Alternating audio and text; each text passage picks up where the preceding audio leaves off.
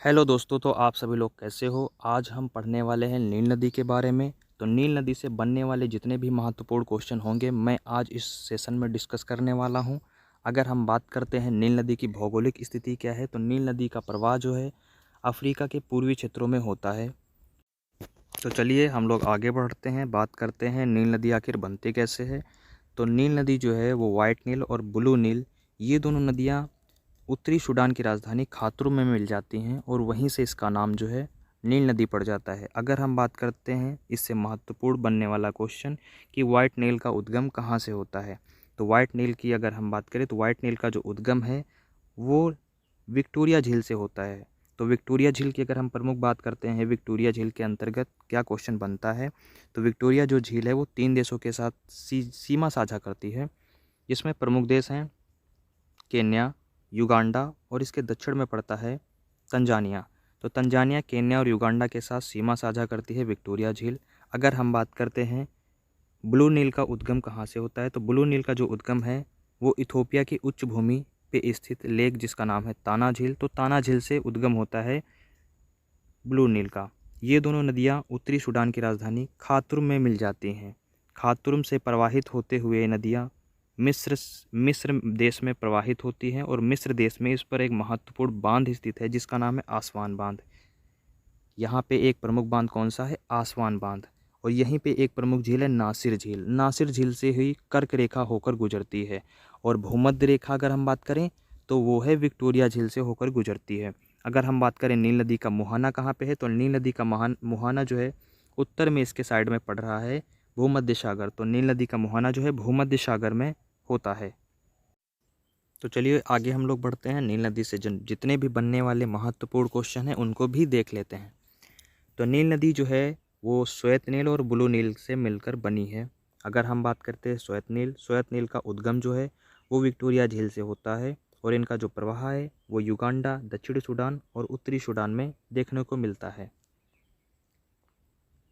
तो अगर हम बात करते हैं विक्टोरिया झील के बारे में, तो विक्टोरिया जो झील है ये 3 देशों के साथ अपनी सीमा साझा करती है। पहला देश तंजानिया, दूसरा केन्या, तीसरा युगांडा। तो ये प्रमुख देश आपको याद रखना है। अगर हम बात करें विश्व की दूसरी सबसे बड़ी ताजे पानी की झील कौन सी है, तो वो है विक्टोरिया झील। और पहली अगर हम बात करते हैं विश्व की सबसे बड़ी ताजे पानी की झील, तो वो है सुपीरियर झील जो यूएसए और कनाडा की सीमा पर स्थित है। भूमध्य रेखा जो है विक्टोरिया झील से होकर गुजरती है। चलिए हम लोग आगे बढ़ते हैं। अगर हम बात करते हैं ब्लू नील का उद्गम, ब्लू नील का जो उद्गम था इथोपियाई के उच्च भूमि पर स्थित ताना झील से इसका उद्गम होता है और इसका जो प्रवाह क्षेत्र है वो इथोपिया और उत्तरी सूडान में मिलता है। चलिए हम लोग नील नदी से बनने वाले प्रमुख तथ्य देख लेते हैं कौन कौन से हैं। तो श्वेत नील और ब्लू नील ये दोनों नदियाँ उत्तरी सूडान की राजधानी खार्तूम के समीप मिलती हैं।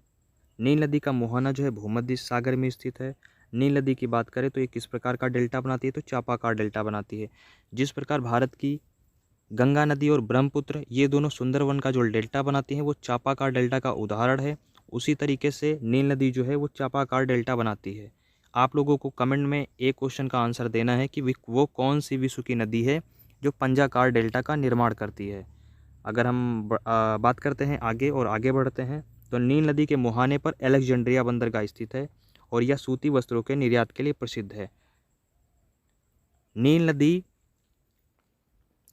है आपको पता ही होगा, नील नदी को मिस्र का वरदान कहा जाता है। नील नदी के किनारे ही अधिक से अधिक मात्रा में मिस्र में कृषि का उत्पादन किया जाता है, वहीं पे कपास का भी अच्छी मात्रा में उत्पादन होता है। तो मिस्र में कपास का उत्पादन अच्छी मात्रा में होने के कारण यहाँ पे सूती वस्त्रों का निर्माण किया जाता है और अलेक्जेंड्रिया बंदरगाह से ही सूती वस्त्रों का निर्यात किया जाता है। बात करते हैं नील नदी की कुल लंबाई, तो नील नदी की जो कुल लंबाई है वो 6,650 किलोमीटर है। अन्य बुक या कोई अन्य स्रोतों में इसकी लंबाई 6,695 किलोमीटर भी मिलती है। नील नदी को मिस्र का वरदान कहा जाता है, यानी कि नील नदी का वरदान मिस्र देश को कहा जाता है। आप लोग अच्छे से याद रखना, ये बहुत इंपॉर्टेंट क्वेश्चन है। बात करते हैं नील नदी के किनारे काम करने वाले खेतिहार मजदूर को मिस्र में फेल्लाह के नाम से जाना जाता है। ये बहुत महत्वपूर्ण क्वेश्चन है और प्रीवियस ईयर में पूछा गया क्वेश्चन है। बात करते हैं नील नदी का प्रवाह क्षेत्र उत्तरी सूडान और मिस्र देश में है। चलिए बात करते हैं प्रमुख बांधों के बारे में भी डिस्कस कर लेते हैं जो इस नदी से संबंधित प्रमुख बांध हैं, जैसे कि आसवान बांध।